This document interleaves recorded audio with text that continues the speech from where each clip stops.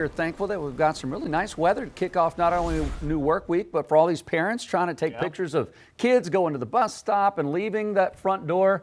A lot of emotion, I'm sure, on day one, Ted. Yeah, only waterworks you're going to see is going to come from the tears of maybe the tears of sadness or the tears of happiness as the parents send their kids off to school. We are going to have those low 70s for this morning to start your school day.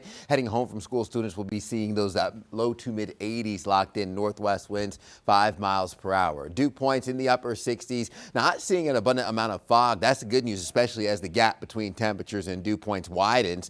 Mid to upper 60s locked in along that I-40 corridor, upper 50s Boone and Jefferson, low 70s around the Queen City, continuing to ramp up into the 80s come lunchtime.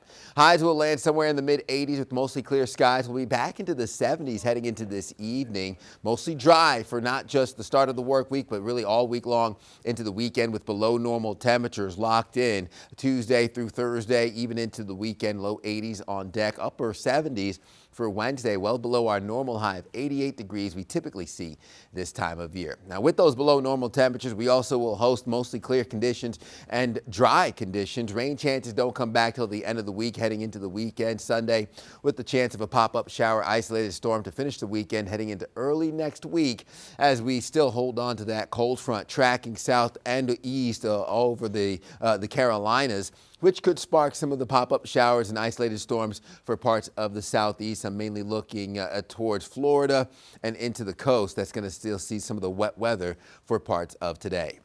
So as we put the clock into motion, there's your pop-up showers, isolated downpours that could impact the Outer Banks down through the low country. Clouds roll in from your Monday into Tuesday with partly cloudy skies, more dry than wet conditions. Second day of the work week, but cooler temperatures settle in by the time we get to Wednesday, and high pressure builds, giving us those clear and below normal conditions through midweek.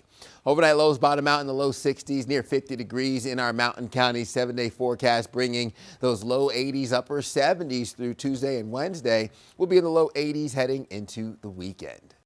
Queen City News Plus. Just search Queen City News on your smart TV's app store.